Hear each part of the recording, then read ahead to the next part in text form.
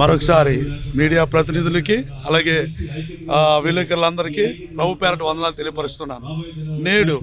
నిన్నటి దినాన్ని జరిగిన మన పగడాల ప్రవీణ్ గారి యొక్క హత్య విషయంలో మరి ఇది కుట్రపూరితంగా జరిగిందని అందరూ అనుకుంటూ ఉంటుండగా దీని పక్షమై మరి ప్రభుత్వం వారు ఒక చర్య తీసుకుని ఈ యొక్క మరణాన్ని హత్యను మేము తీవ్రంగా క్రైస్తవ సమాజం అంతా ఖండిస్తూ ఉన్నాం.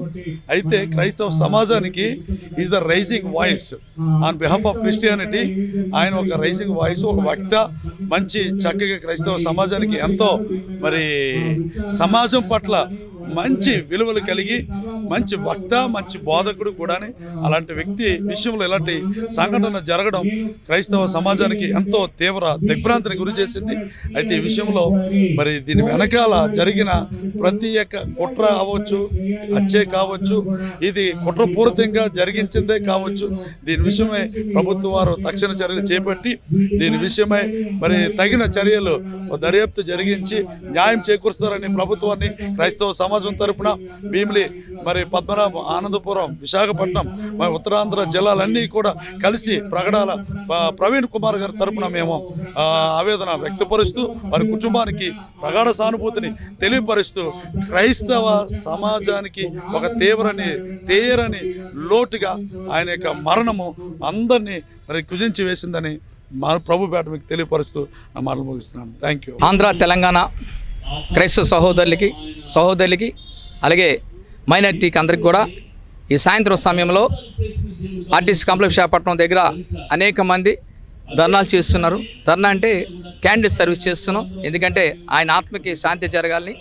దేనివల్ల అంటే తెలుసు, నిన్న దినమందు పగడాల ప్రవీణ్ గారిని ఒక బైక్ యాక్సిడెంట్గా క్రియేట్ చేశారు. కానీ బైక్ యాక్సిడెంట్ కాదండి, కావాలని కుట్రతో చేశారు. ఎందుకంటే గత 2 months బ్యాక్ నుంచి ఆయనకి ఒత్తిడి వస్తుంది, నన్ను చంపేస్తున్నప్పుడు కూడా ఎవరు పట్టించుకోలేదు.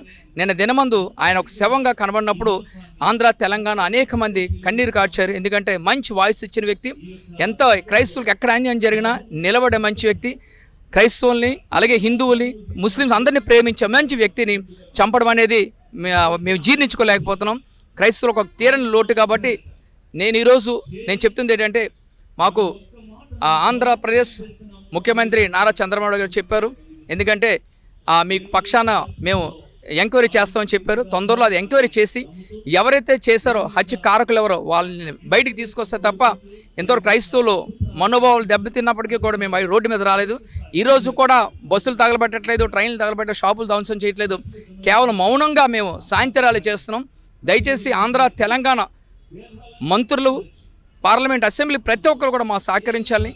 అలాగే ఎందుకంటే క్రైస్తవుల మనోభావాలను ఎంత మటుకు దెబ్బతిన్నప్పటికీ మేము పట్టించుకోవట్లేదు, ఫోన్లు వదిలేస్తున్నప్పుడు కూడా. నిన్న జరిగిన ఆ సిచ్యువేషన్ చూస్తే ప్రతి ఒక్కరు కన్నీరు మున్నీరుగా ఏడుస్తున్నారు. మంచి వ్యక్తి అండి, అటువంటి వ్యక్తి ఏం అన్యాయం చేశారు, చంపేశారు. ఈరోజు చూస్తున్న సమాజంలో ఒక రౌడీ షీటర్ని, ఒక రేప్ చేసిన వాళ్ళని ఏమీ అనట్లేదు, కానీ క్రైస్తవులపై ఎందుకు దాడి చేస్తున్నారు, ఎందుకు అది చేస్తున్నారు అనేది ప్రభుత్వం చూసి చూడనట్టు వదిలేస్తున్నారు.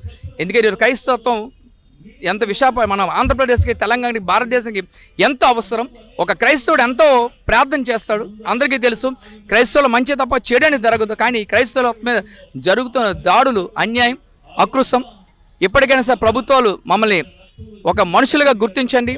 ఎందుకంటే సీఎం గారు అవ్వచ్చు, డిప్యూటీ సీఎం గారు అవ్వచ్చు, ప్రతి ఒక్కరు కూడా ఈ కేసు విషయంలో మాకు సహాయం చేస్తారని మరి ముఖ్యంగా మీడియా మిత్రులు మరీ వేడుకుంటున్నాను. ఎలక్ట్రానిక్ మీడియా అలాగే ప్రింట్ మీడియా అందరికి న్యాయం చేయమని, ప్రభుత్వాలు తొందరలో మాకు మేలు చేస్తారని ఎదురు చూస్తున్నాం.